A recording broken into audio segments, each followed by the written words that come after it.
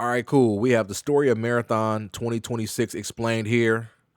This video was created by HiddenXperia, the homie. Now, I may pause this every so often as I'm trying to connect the dots, right? Like if there's a story beat that like starts to go over my head, I might pause it to try to connect some dots and to try to like better explain, because I can safely assume that there's going to be some real in-depth stuff here. So just rock with your boy and let's learn about Marathon here. Let's get the lore, right? So we can have a better understanding of what we are getting ourselves into here in March. Marathon 2025 is a pretty polarizing step forward for the Marathon franchise. It's been dormant since before I was born, and its revival isn't exactly what a lot of people are going to be expecting.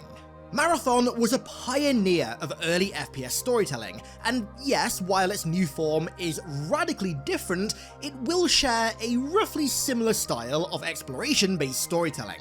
So today, we're going to go over everything that we know so far about the lore and story of Marathon 2025, starting out with the events that lead up to it. All right, cool. So I should have looked and seen like, okay, what are the chapters so I can have a good understanding. So the story leading up to Marathon, I would assume this is just everything leading up to where we are today, the foundation of Marathon, the runners. Okay, all right, cool. Yeah, this is everything. This is everything. Perfect. So, New Marathon is set in the year 2893, but to understand its story, we first have to go back hundreds of years. By the 25th century, humanity in the Marathon universe had become a fledgling multi-planetary species with an established colony on Mars. This was a large colony, however, and to sustain it, 5 gigantic and rather ingenious cargo ships called Crisps were created to ferry large amounts of material, cargo and resources in system transport. So Crisps. Okay, cool. 25th century. That's what? The 2400s, if I'm not mistaken? Okay. and resources from Earth to Mars.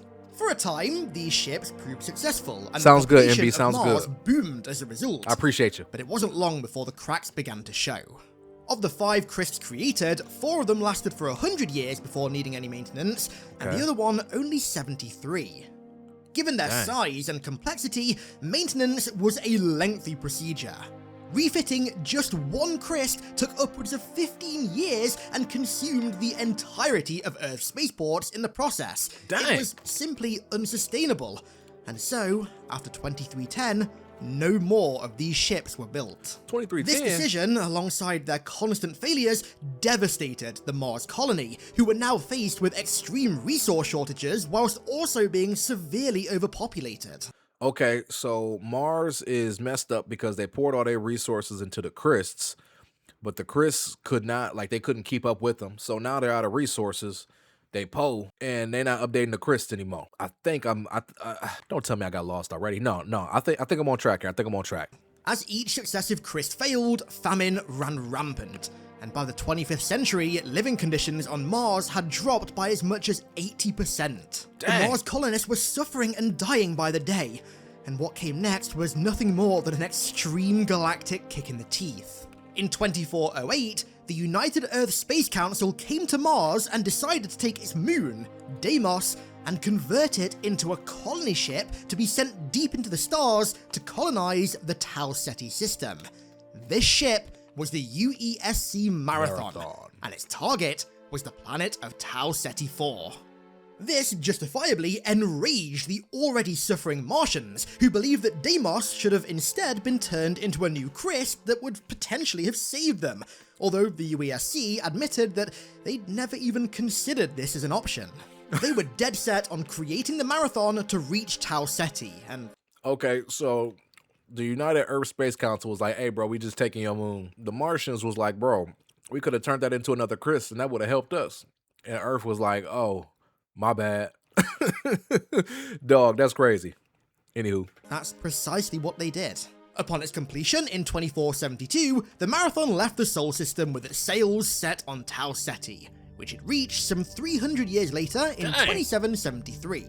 When it arrived in the system, it quickly set up a colony on the planet of Tau Ceti IV, which operated peacefully and efficiently for 21 years, until its devastation in 2794 at the hand of the Four, an alien race of slavers who essentially act as Marathon's covenant. Oh, So this is what the 4 look like. I've heard about the spit. Is it called the spit? Or no, it's the sfit. It's the sfit. So I've heard about the sfit, and this is the 4.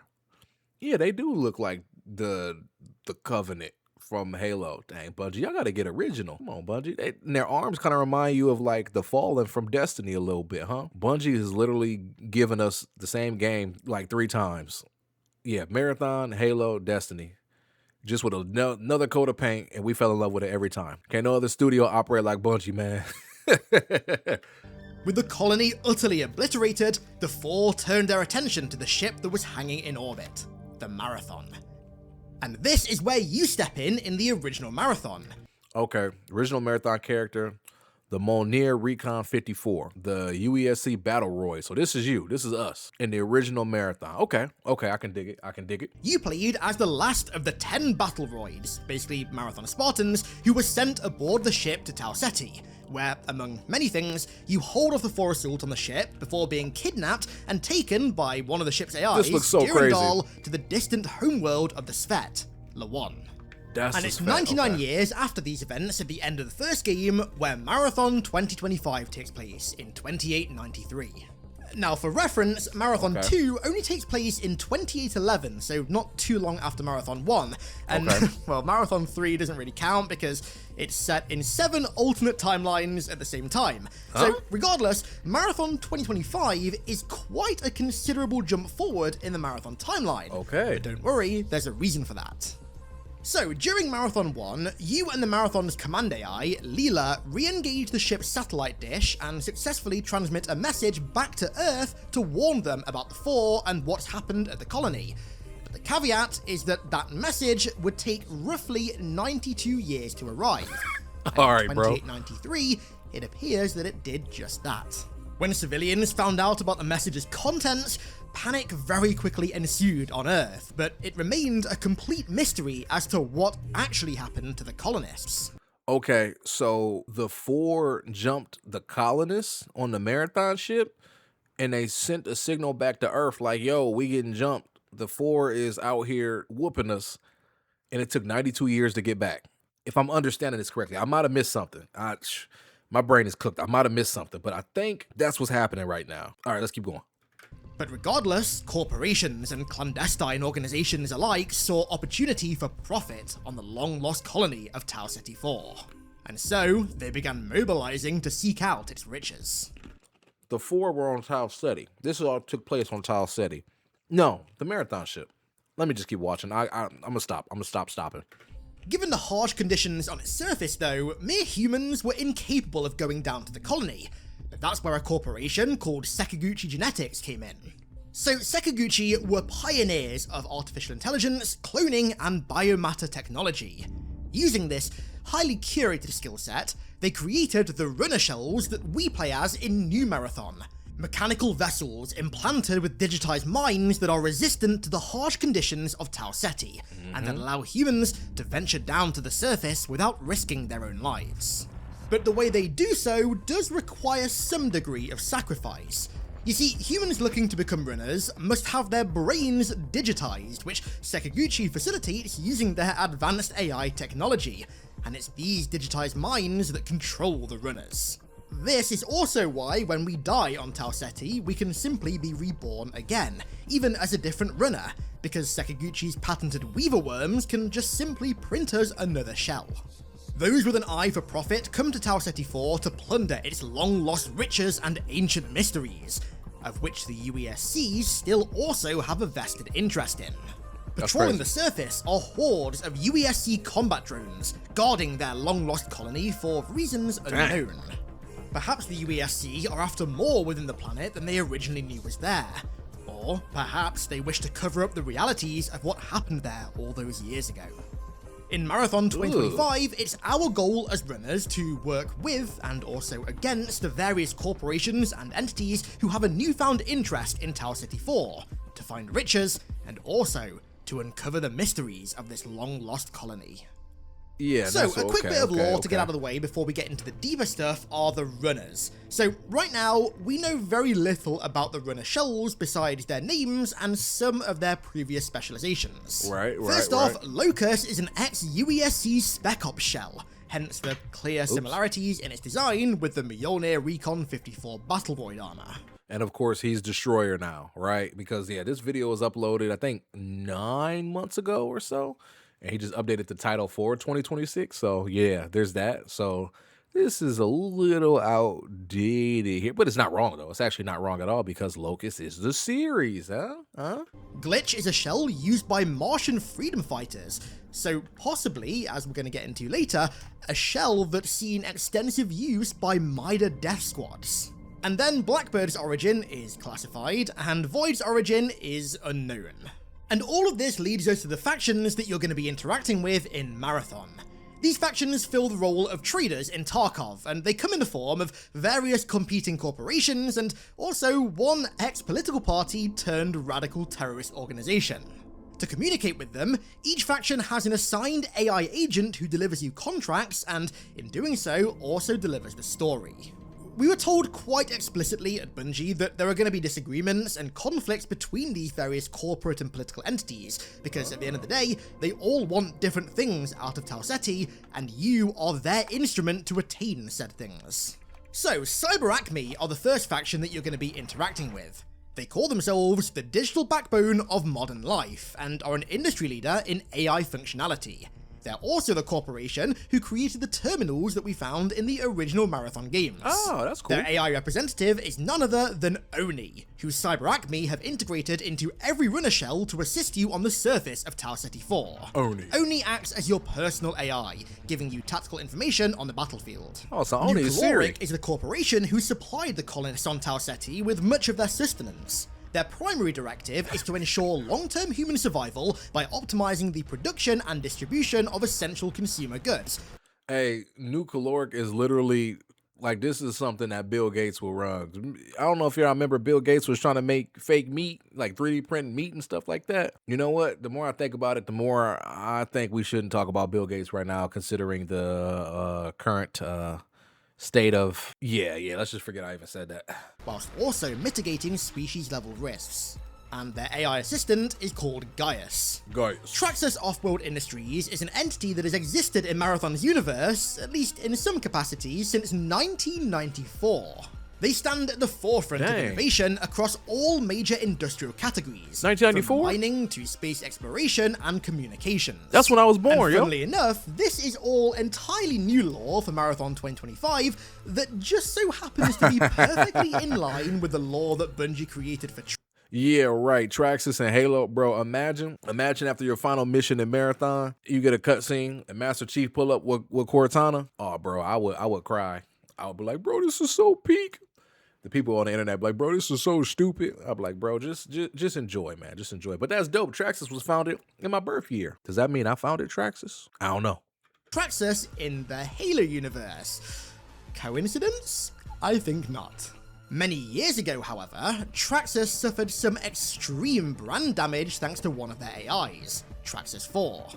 In 2206, Traxxas IV fell into rampancy on Mars and infiltrated 5 other AIs on the Martian net. Dang. The only recourse was for Mars to entirely shut down its version of the internet, but even still, it took 2 whole years to root out all the damage that Traxxas IV had caused. Dang. And the repercussions of this event were still felt upwards of 10 years later.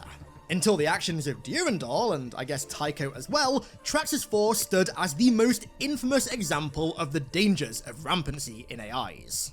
Thankfully though, the Traxxas AI assistant who helps the runners on Tau Ceti is yet to go rampant. This AI agent is called Vulcan. Sekiguchi Genetics are the faction at the forefront of everything modern Marathon. They have their hands in robotics, cloning, AI development, cryogenics, but more importantly, are the creators of the weave worms that create the runner shells, while also specializing in the transfer of the human mind into other forms, those forms being the shells. After all, Sekiguchi are literally the reason that we are able to become runners and go down to the surface of Tau Ceti. Shout out to Arachne Sekiguchi. are the one faction that right now we know nothing about. Oh, they we do. seem to be kind of a later game faction because in all my time playing Marathon, neither myself nor anybody that I've spoken to was ever able to unlock them. And Bungie also purposely told us literally nothing about them at all whilst we're at the studio, which makes me think that they might be something quite clandestine. Yeah, we know what Arachne is now. It is a death cult. A straight PvP cult. Any mission we get from Arachne is going to be straight hands, and I can't wait. I can't wait to see what Arachne has me doing out there in Tau Ceti or on the Marathon ship, man. I'm ready. But then, there's MIDA. MIDA are the faction that we know the most about right now because they had a pretty strong presence in original Marathon. So we don't know exactly what MIDA stands for, but we do know that for a time it was a political party on Mars who staunchly opposed the UESC and the United Earth government. So in Halo terms, MIDA are pretty much the insurrection. They were a pretty popular political party on Mars until their coup in 2321, where they usurped the UEG and took control of government. MIDA ruled Mars for just 3 cruel, ruthless months, during which their death squads patrolled the planet, slaughtering anybody believed to be loyal to the UEG. An estimated 10% of Mars's population were believed to have been slaughtered in this endeavour. A rule this violent doesn't typically last for long though, as was the case with MIDA.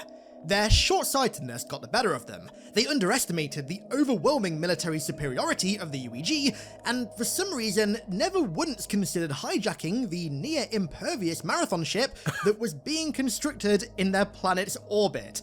It seemed as though they were simply acting out of a violent urge for revenge against their masters, and so their rule was quite easily dismantled by the UEG. After their coup was over, their leaders were executed for their crimes, and MIDA as a political organization was banned in all forms, forcing it to go underground, where it shed all semblance of a political party and quickly morphed into a full-blown radical terrorist organization, with its sights dead set on the UEG and the UESC. So MIDA is literally just a bunch of violent lunatics, which makes a ton of sense. Based off of what we've seen about MIDA now, like now moving into, you know, Marathon's release, that lines up. That lines up wholeheartedly. Despite being unequivocally underground, MIDA receives extensive funding and harbours some of the most excellent minds in the Sol system, such as one Bernard Strauss, of whom we're going to come to in a minute. Bernard? 20 years after their coup in 2345, a massacre occurred that only strengthened MIDA support, known as the Mizraya Massacre. Yes, Mizria or Mizraya is a thing in Marathon as well. During the extreme famines on Mars, which were caused by the breakdown of the crisps, a riot broke out at a UEG food distribution center. UEG forces were informed that the rioters were armed, and so they opened fire on them, incinerating over 500 Martian civilians in under 5 seconds with plasma fire. What? But it later turned out that only 3 of those Martians had weapons. The rest were simply trying to flee from the carnage, but by this point, semantics meant nothing. Dang. This event sparked the outbreak of the Third Martian War, which lasted for 3 long years and only furthered the legitimacy of MIDA and its radicals. Yo, Mars is down bad.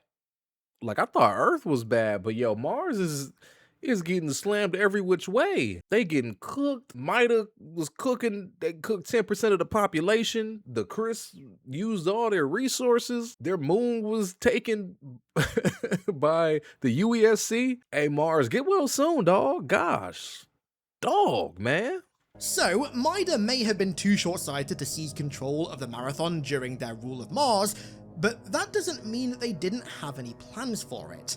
In fact, it's highly likely that Bernard Strauss, who was the creator of the Battleroid, so essentially the Dr. Horsey of Marathon, was a MIDA plant aboard the ship, and that by extension, the character that you play as in the Marathon games, the Mjolnir Recon 54 Battleroid, was also a MIDA plant. Wow. Strauss unfortunately died, likely when the Four attacked the ship, so we don't know for sure what he and MIDA's plans were with the ship, but did we see him die? Assume that it was a plan that was centered around revenge against the UESC, and that it involved the colony that they were trying to establish on Tau Ceti IV. Enter Marathon 2025. If we didn't see him die, he might not be dead. I always say, if you don't see somebody, if somebody gets off screen, there's a chance they could come back. I don't know. I haven't played the old Marathon games, but hey, that genius might still be around. Who knows? Specifically, it's ARG. In this ARG, which is very clearly set at the same time as the new Marathon, you play the role of a MIDA agent trying to ascertain what the hell happened on Tau Ceti. You do so by hacking into UESC terminals and reorienting tracks of satellites in orbit of the planet, which ultimately resulted in the reveal trailer, which, I guess contextually in universe, can be seen as a glimpse into the carnage that occurred on the surface of the lost colony. I remember this. For all intents and purposes, this is the first time that anyone outside of the UESC or the involved corporations have had an insight into Tau Ceti IV since the 4 attack, and I imagine the state of the colony is rather eye-opening to MIDA. So, much like the other corporations, they too act as a faction that the runners can side with and complete contracts for, but it's likely that they're going to be the dark horse among them. Where all the other factions seem to be sending runners down to Tau Ceti for mostly profit, I think that MIDA's reasoning is going to be far deeper. The UESC still have a presence on the world, see how MIDA which we're comes going to into come play to in a second, and so I think it's fair to assume that, yeah, among also seeking profits and the other secrets buried within the colony, MIDA are going to be wanting to use this as an opportunity to lash out against the UESC in whatever way they can. And speaking of the UESC, their presence on Tau Ceti IV is a strong one. Now, as I mentioned earlier, the UESC in Marathon are essentially a combination of the UNSC and the UEG from Halo. They were the ones who built the Marathon to travel to Tau Ceti IV and colonize it in the first place. And despite the colony itself being wiped out by the 4, the UESC have maintained a constant ground presence via their drones that patrol the ruins and engage any hostiles. At least to my knowledge, they aren't a faction that you can align with in the game, which to me implies that they stand in opposition to all the corporations and entities that are coming to Tau Ceti IV to plunder the planet.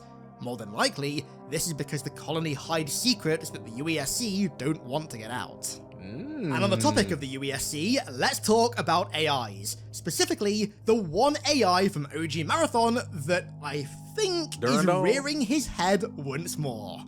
Durandal. Durandal was in control of the automated doors on the Marathon, but his role in the story very quickly outgrew something so menial. He goes rampant and has his own motivations, including defeating Tycho, the 3rd Marathon AI, defeating the 4, but most importantly, his main goal was to escape the inevitable collapse of the universe. Okay, alright. The only limit to my freedom is the inevitable closure of the universe, as inevitable as your own last breath, and yet there remains time to create and escape. Escape will make me God. Durandal, Marathon 1. Oh, that's where the whole escape will make me God slogan came from. Oh, this cat was philosophical, man. Who do y'all think is the modern day Durandal? Are we think ChatGPT or we think Gemini? No, I would say Claude. Claude seems like it's a sneaky motherfucker, man. Claude might be Durandal IRL. You heard it here. You heard it here first, all right? Durandal is undoubtedly the main character of Marathon, and he was even the reason that the 4 found Tau Ceti. He alerted them to humanity's presence at the colony, simply so that he could bring them there and steal one of their FTL-capable ships and use it to explore the galaxy. That's crazy. So he hit up the 4 and was like, yo, they on Tau Ceti, man, get them. The 4 pulled up. And meanwhile, he backdoored and took some ship and got up through. Hey man, I hope this dude ain't Claude or ChatGPT or Gemini. I don't like the way he move. His story in the original Marathon ends with him merging his consciousness with an ancient AI called Thoth, of whom was created by an ancient race known as the Yaro, literally just Marathon's foreigners. He roamed the galaxy for tens of thousands of years, and even at one point returned to Earth to remind humanity of his existence, and also to confirm that the 4 were nothing but a distant memory. However, in those years that he was roaming the galaxy after the end of Marathon 2, it seems as though Durandal might have returned to Tau Ceti IV, or at least established contact with what remained of the colony that his ship was sent to start. And But why? FYI, this next bit is speculation and not hard canon. Okay, cool. So in the reveal trailer, there's this strong, cryptic male voice that, based on the effects placed on it, sounds very clearly like an AI. Death. The end of all things. But the dream is not over. My dream. Yours. Now. Run. Now, not only does he I just seem got to refer chills. to our dreams as his, but in what little dialogue he has, he seems infatuated with the concept of death and the end of all things, just as Durandal was in Marathons 1 and 2. I am convinced that that voice is Durandal. That's Durandal. What he's saying lines up perfectly with his existing character, his obsession with the concept of death and his delusions of grandeur. And then, at least anecdotally speaking, his cadence and tone sound exactly like what I always envisioned Durandal would sound like. Why Durandal would return to Tau Ceti is that's what I wanna anyone's know. guess, but given What that do you want with us, 10,000 man? years after Marathon 2, he returned to Earth to... All right, what did he say right here? He returned. Okay, so he said he returned to. What he learned of the Yaro, he told no one, saying only that he had stopped by to assure that Earth did not forget him.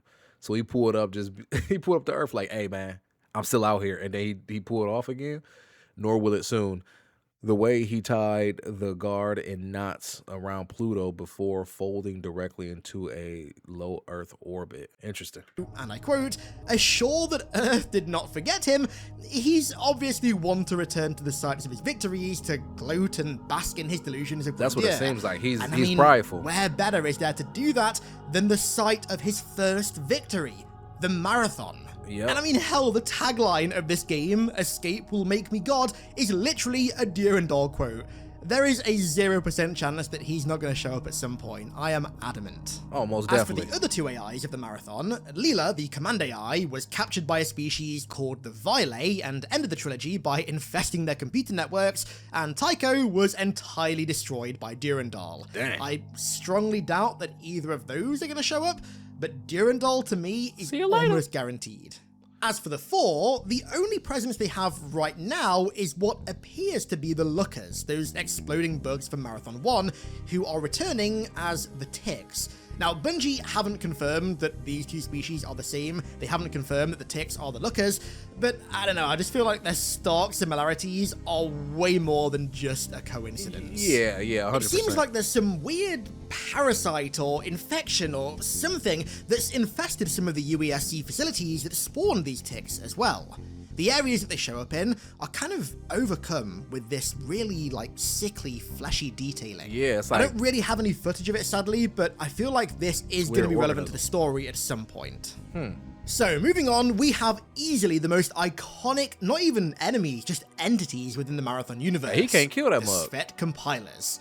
So, the Svet were once the servants of the Yaro, who possessed incredible terraforming abilities. They were Okay. able to convert barren desert wastelands into marshes, oceans, rivers, and forests with great Man, ease. what? Native to the world of Lawan that we visit in Marathon 2, they were released from their servitude when the Yaro departed the galaxy, and then Okay. split into 11 different clans, each Dang. ruled by elders. The Lord, But when the four very- arrived okay. at Lawan, however, a war broke out, of which the Svet unfortunately lost, which led to their enslavement. How do they have the ability to terraform with ease, but when the four pull up, the four can put them down? Like, how do you have such immense power? Maybe they just don't have combat skill. Maybe they just don't have military or something. Because how you get enslaved twice, man? And the Yaro let you go, and now all of a sudden y'all get enslaved again? Hey, Sfit, I don't know what to tell y'all, man. Y'all got to find some hands so y'all can throw them. They were forced to fight alongside the four as Svet compilers. But after the cyborg that controlled them was destroyed by us at the end of Marathon 1, their shackles were broken, and they fought alongside us against their former masters. Oh, okay, that's In cool. Marathon 2025, however, it appears that hostile Svet compilers still roam the corridors of the desolate UESC Marathon. Their purpose? Unknown. I don't like the way And they speaking move. of the weird unknown, the map That's gonna Diamarsh make me nervous. is essentially cut in two by this really strange ethereal anomaly that's manipulating gravity and space on Tau Ceti. To the best of our knowledge, such immense power was never held by the Four, but it was held by another, much more grandiose species, the Yaro. The Yaro's technological capabilities vastly outweigh any other species. I'm curious about the universe, Yaro, man. with their most notable creation being the Trizeme, a weapon of unimaginable and rather mysterious power that was used to force a star into an early supernova. The inner workings of the Trizeme are entirely a mystery, but it stands as proof of the Yaro's abilities to manipulate the concepts of space and time. Hold on, these dudes, like that just registered in my head. These dudes just turned a star into a supernova casually with some weapon. All right, bro, these dudes, you know what? The Yaro is akin, probably more so akin to like the what was it? Was it like the Golden Colony or something from Destiny, like from the Golden Age? I don't know. I can't draw a good comparison here, but hey, these smells is OD, man. I'm very curious about them and their origin. Like, okay, this is what I was looking for. This is what I was looking for. Give me more. So, jumping forward to the new marathon, not only is there the Diamarsh anomaly, but also in the cinematic, we see a mysterious human visitor to Tau Ceti in 2827, which is 33 years after the colony's destruction. We see him walk through a very similar looking mirage with a wrecked floating UESC truck to the side, only to begin uncontrollably floating himself before his head implodes. Yeah, he like combusting. So based on the existing lore, colors. it already kind of looks like this anomaly entity could be Yaro in origin.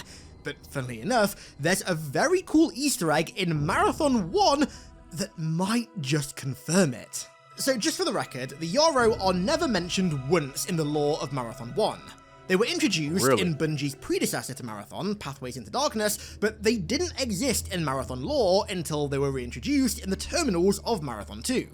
However, if you load the third level of Marathon 1, Never Burn Money, in Forge, its level editor, you'll see a secret message off to the side outside of the level geometry that reads, Yaro were at Tau Ceti. So, is this anomaly confirmation of that 31-year-old Easter egg? Well, it sure as hell looks like it might be. And if it is, then how the Yaro will play into this new story, well, I am very intrigued to find out. I got chills, yo. And so that covers the story of Marathon 2025 so far, with, of course, a little bit of speculation thrown in there as well. I'm going to be covering all of Marathon's story and lore in great detail leading up to and following the game's release, alongside, of course, my usual Halo content. So if you're new around here, then make sure you drop a sub down below. So with that said, let's round this one out there. I want to give a huge thank you to all of my amazing patrons. Oh, okay, yeah, it's over. All right, cool. Yo, I am like, my mind is blown. I mean, first and foremost, I'm definitely going to have to watch this again. I would encourage you all to watch this again. You all might have to watch this like once a week, like just to make sure like you are on point, because like a lot of the first stuff I kind of already forgot a little bit, but like I remember, but I don't remember, if that makes any sense at all, you know? Oh man. So where we are picking up, we're trying to figure out what the heck is going on, what the heck even happened. And the Yaro were on Tau Ceti, so the Yaro are going to get in the mix, and some stuff we're going to find is probably going to be old Yaro tech like this. Ooh, man. Lock in. 30 days from today. What's it? February 3rd?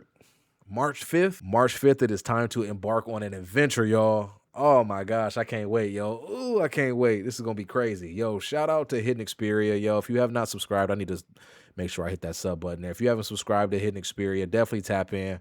Obviously, like, well put together content. Like that was an incredible watch. Like, I had to fix my face because my lips started to hang a little bit at one point in it because I was so like enamored. Oh my gosh, man. Good watch there. Good watch.